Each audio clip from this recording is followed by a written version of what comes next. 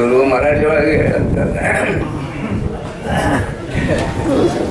क्षणोक्षणी आहाती करावा विचार तरावया पार भवसिंधू नाशिवंत देह जाणार सकळ आयुष्य खातो काळ सावधा. प्रतिबंध जायला फुकट म्हणतच आहे, आयुष्य फुकट होणे करतच आहे. म्हणून दोन दिवस मृत्यू बांधे पडतो मग येणार रोग भरता मृत्यू आहे पडतो. आता संत लिहायचा क्षणोक्षणी हाची करा विचार तरावया पार भवसिंधू. की भवसिंधू भवसिंधू तारून जाण्यासाठी तुम्हाला काय सांगितले? नामस्मरण सांगितले. नामस्मरण कसा कोणाचं करायचं? विठोबाचं. विठ्ठल म्हणायचं. विठ्ठल कशाला म्हणायचं? विठोबा देव त्यांचा. पंढरपूरचे लोक जे आहेत ना, सर्व पंढरपूरचे वारकरी लोक आहेत ते विठोबाशिवाय दुसरा देव त्यांना नाही. सगळे लोक विठ्ठलाचे करतात, वर्णन त्याच करतात. सुंदर ते ध्यान उभे विठेवरी करकटावरी ठेवून या गळा तुशी आलो काशे पितांबर आवडे निरंतर हेची ध्यान मकर कुंडले तळपती श्रवणे कंठी कस्तिमणी विराजित. त्याच वर्णन केलंय आहे. कोणाचं? सगुण देवाचं. आणि सगुण साक्षात्कार. नामदेवाला सगुण साक्षात्कार होता पण निर्गुण साक्षात्कार नव्हता. त्यावेळी गोरा कुंभाराकडे ज्ञानेश्वर महाराज निवृत्तीनाथ सगळे लोक गेले आणि की सांगितलं की नामदेव जरी भक्ती एवढा करतोय पण त्याला सगुण साक्षात्कार निर्गुण साक्षात्कार नाही आहे. म्हणून त्याला गोरा कुंभाराकडे परीक्षेसाठी पाठवतात. आणि सगळे तिथे नामदेव पण आले. ते नामदेवांना बोलवत होतं. नंतर हे आपले ज्ञानेश्वर महाराज, एकनाथ नाही, ज्ञानेश्वर, मुक्ताबाई, गोपाल काका, नंतर सावतामारी हे सगळे लोक आले होते. आणि मग गोरा कुंभार म्हणजे गाडग तपासतो ना, गाडग कच्चं आहे का पक्क झालेलं आहे ते पाहतो. त्याच्याकडे कसे हे असते काय बोलाय थापट नाही. ते थापडणं नाही. त्यांनी प्रत्येकाला पहिल्यांदा ज्ञानेश्वर महाराजांच्याच डोक्यावर मारलं. ज्ञानेश्वर गप बसवायची ध्यान करत ते असं मारल्यानंतर हा हे पक्का आहे. मग दुसऱ्या सगळ्यांच्या डोक्यावर असं मुक्ताबाईच्या डोक्यावर मारलं, सोपानाच्या डोक्यावर मारलं. नंतर नामदेवाकडे आले. नामदेवांच्या डोक्याला असं मारल्यानंतर नामदेव एकदम रागवला. म्हणजे एकदम रागावला. माझी चेष्टा करता काय म्हणाल? मी प्रत्यक्ष पांडुरंग बरोबर बोलतोय, पांडुरंग माझ्या बरोबर जेवतायत आणि मी सगळं नित्य उपासना करतोय बा पांडुरंगाची आणि मला कच्चा काय म्हणताय म्हणून त्याला राग आला. खूप राग आल्यानंतर त्या मीटिंग मधून तो निघून गेला. कुठं? पंढरपूरला आला. पंढरपूरला आल्यानंतर पांडुरंगाकडे जाऊन बसला. विचारल्यानंतर पांडुरंगाने सांगितलं, होय बाबा तुला ज्ञान नाही आहे.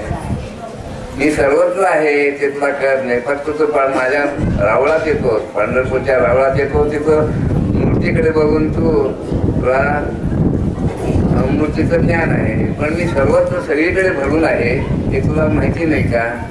तुला ज्ञान नाही आहे. मी सर्वत्र आहे म्हणून एक ज्या एवढं देखील जागा नाही मी नाही असं ठिकाण आहे. आणि मग मी अज्ञान आहे का? हो अज्ञान आहे.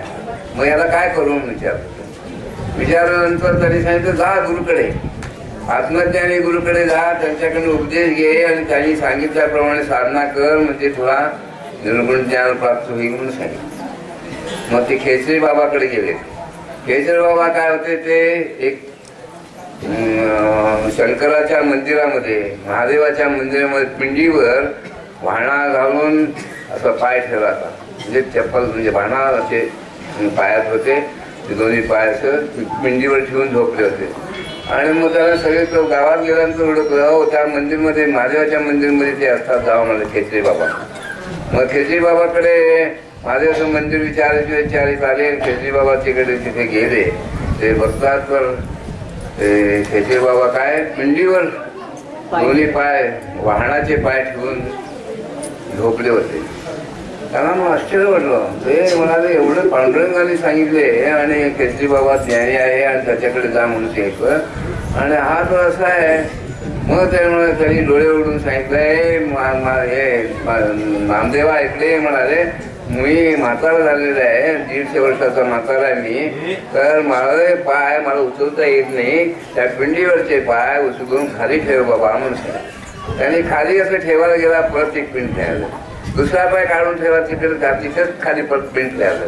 जिकडं पाय असे राऊंड फिरवलं तरी कुठं पाय त्यांचे ठेवले तिथली बाबाची, तिथं पिंडच ठेवलं. त्यामुळे ते चमत्कार बघितल्यानंतर त्यांना म्हणजे हे काहीतरी खरं काहीतरी आहे म्हणून त्यांना तो शरण गेला. गुरुला शरण जायला पाहिजे की, गुरुला शरण गेल्याशिवाय तुम्हाला गुरु सांगितल्याप्रमाणे गुरुवचन प्रतिपालन करणं हेच शिष्याचं मुख्य कर्तव्य आहे. आणि ते आपण करत नाही. गुरुने काय सांगितलं, जाऊन आंबे एक डझन आंबे घेऊन या म्हणून सांगितलं गुरुने. तो तसंच गेला, पैसे घेऊन गेला, घरी 2-3 दिवसाने आला. असे शिष्य आहेत आजकाल कलियुगमध्ये, असे शिष्य फार आहेत. त्यामुळे लोकांना त्याचा फायदा म्हणजे प्रचिती मिळत नाहीये. मग नंतर परत असं ठेवल्यानंतर मग नामदेव म्हणाले, त्यांच्याकडनं नाम मिळालं. नाम मिळाल्यानंतर ते परत पंढरपूरला आले, ते नामस्मरण छान करू लागले बघा. मग वारुळात प्रत्येक वेळा यायचं, वारुळात तर काय येतच नव्हतं, तो तिथं त्याला ध्यान समाधी लागली नामदेवाला. मग एक दिवशी तो कुठल्याही त्यांच्या गावी जात असताना ते शिदोरी वळी बांधून गेले, ते बांधून घेऊन गेले, ते खात असताना ते पुत्र आलं, तर पोळी एक साधी पोळी ते घेऊन पळून गेलं, पळून जायला होतं. तेवढाच त्यांनी ज्ञान दृष्टीने पाहिलं नामदेवाने, अरे आपले पांडुरंग पुत्र होऊन पुत्राचा आकार घेऊन आलेले आहे म्हणून पोळी घेऊन तूप घेऊन त्याच्या पाठीमागे लागला. आणि मग त्याला सांगितलं, पांडुरंगा ही पोळी अशी खाऊ नको, त्याचे पोट दुखेल तुझं, ते तूप तर लावून पिऊया म्हणून त्यानं तूप लावून दिलं बघा. त्यावेळी त्याला ज्ञान प्राप्त झालंय. कुठल्या श्वानाच्या रूपात आलेला पांडुरंग तो देव आहे, त्याच्या देवत्वपणाचा दिसला. त्याच्याने ज्ञानप्राप्ती नाही. ज्ञानप्राप्ती झाली म्हणजे सर्वस्व देव आहे म्हणून कळायला लागतं आपल्याला. म्हणून गुरु करून घ्यायला पाहिजे. आणि तुम्ही नुसतंच देव नामस्मरण करू लागला, कुठेतरी पुस्तकातून नामस्मरण, ज्ञान लोकांकडनं नाम घेऊन काहीतरी करायला लागला तर काय होणार नाही. खरा ज्ञानी आहे. गुरु करना पहचान के, पाणी पिना छान के, कबीरदास म्हणतो. पाणी प्यायचं असेल तर गाळून प्या, गुरु करायचं असेल पहचान के. इतर ते रात्री काय करतात, दिवसा काय करतात, काय त्याचं शरीर दिवसभर बघा तुम्ही, तो गुरु काय करतो. मग त्याचं ध्यान नाम घ्यायचं, गुरुला शरण जावं.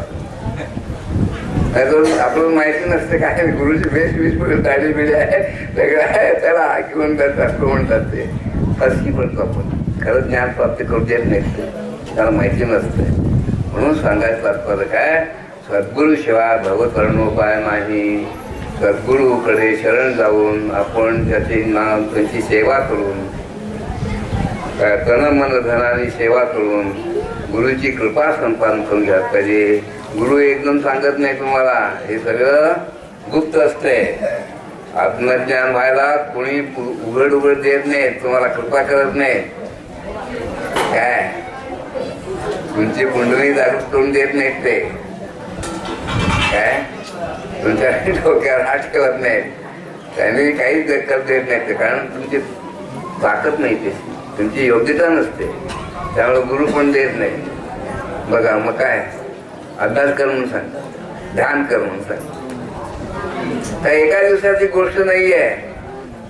आत्मज्ञान काय एका दिवसाची गोष्ट आहे का? पहिला आपल्याला वैराग्य नाहीये. हे काय वैराग्य आहे काय? आराम घरी बसून खाता, आपला टीव्ही बघताय आणि सगळं टीव्हीवर बसून आरामशीर खात बसताय काहीतरी. आणि हे काय वैराग्य आहे का? वाटेल ते खातात, भजी खातात, असे करतात. मी बघितले चांगलं महाराज लोक देखील असे करताय काही लोक, बघितले आहे. मग अशा लोकांना करणं, अशा लोकांच्याकडनं तुमचं कल्याण होईल का? कल्याण होणार नाही, कदापि होणार नाही. गुरु कसा पाहिजे? हे इंद्रिय निग्रह, इंद्रिय निग्रह नसेल तर गुरु होऊ शकत नाही. आणि सांगितलेलं काही ठिकाणी मोह असेल तर होत नाही. स्थितप्रज्ञस्य का भाषा समाधिस्तस्य कस केशव स्थिती किम प्रभाषेत किमासित किम ब्रजेत म्हटलेलं आहे. काय म्हणते प्रजा यदा कामान सर्वान प्रार्थ मनोगतान आत्मन्य वात्मना सृष्टा स्थितप्रज्ञस्त उच्यते. बघा सगळे दोष काढायला पाहिजे. आता शिकून आहेत 15-20 श्लोक आहेत त्याच्यात काय रे ध्यायतो विषयान पुसा संगस्ते प्रजायते संगा संजायते कामा कामात क्रोधोली जायते क्रोधात भवती सम्मोहा सम्मोहात भवती सुचिंता